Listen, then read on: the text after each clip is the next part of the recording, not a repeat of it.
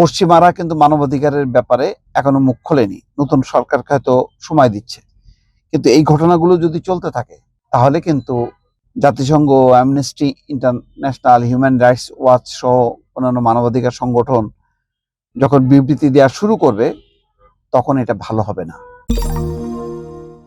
খবর হচ্ছে চট্টগ্রাম কারাগারে যুবলীগ নেতার মৃত্যু, গ্রেপ্তার হন একদিন আগে।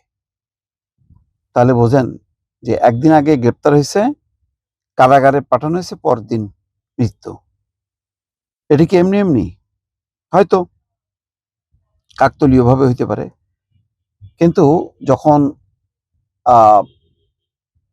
ফরিদপুর থেকে খবর আসে যে ডিবি পুলিশের হেফাজতে ছাত্রলীগের একজন কর্মী মৃত্যু হয়েছে, পরিবার বলছে নির্যাতন, এবং এই ঘটনায় তদন্ত কমিটি হয়েছে, সেই ডিবি পুলিশের ওসিকে ট্রান্সফার করা হয়েছে, তখন বোঝা যায় না এই মৃত্যুগুলো স্বাভাবিক না।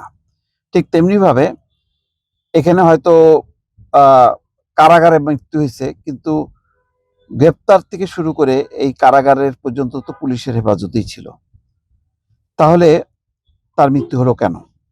এবং এইসব এই যে একদিন দুই দিন পর পর এই খবরগুলো যে আসলো, যেমন যে ফরিদপুরের ঘটনা তার একদিন দুই দিন পর আসলো, বা চট্টগ্রামের খবর, এইগুলি কিন্তু ভালো সিমটম না। সরকারকে বলা যাবে না যে তারা গুম, খুন, নির্যাতন, নিপীড়ন করতেছে শেখ হাসিনার মতন, কিন্তু যতটুকু হচ্ছে সেটা কেন প্রশ্নবিদ্ধ হবে, সেটা নিয়ে কেন সরকার বিতর্কিত হবে? যাদেরকে গ্রেপ্তার করা হচ্ছে তাদের বিরুদ্ধে আইনানুগ ব্যবস্থা নেওয়া, তারা যদি অপরাধ করে থাকে সেই অপরাধের শাস্তি হবে।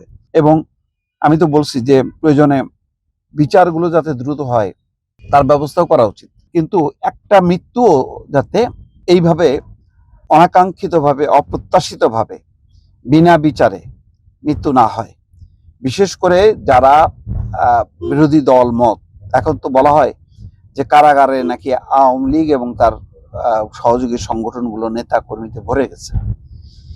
এখন ভরে রেখে তাদেরকে খাওয়ানো এটা তো সরকারের দায়িত্ব না। বিষয়টা হলো, যদি যারা অপরাধী তাদেরকে বিচারের আওতায় আনতে হবে, আর যারা নিরপরাধী তারা ছাত্রলীগ করুক, আওয়ামী লীগ করুক, তাদেরকে ছেড়ে দিতে হবে। কিন্তু এই ঘটনাটা কেন?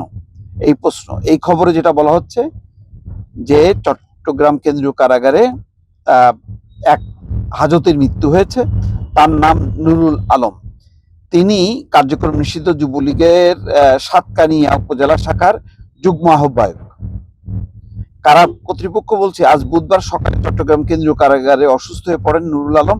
পরে চট্টগ্রাম মেডিকেল কলেজ হাসপাতালে নেওয়া হলে চিকিৎসক তাকে মৃত ঘোষণা করে। তাহলে অবস্থা এমনই, এবং তার বয়সও তো বেশি না খুব একটা। তো এরকম ঘটনা ঘটলো কেন? গতকাল মঙ্গলবার পুলিশের হাতে গ্রেপ্তার হন।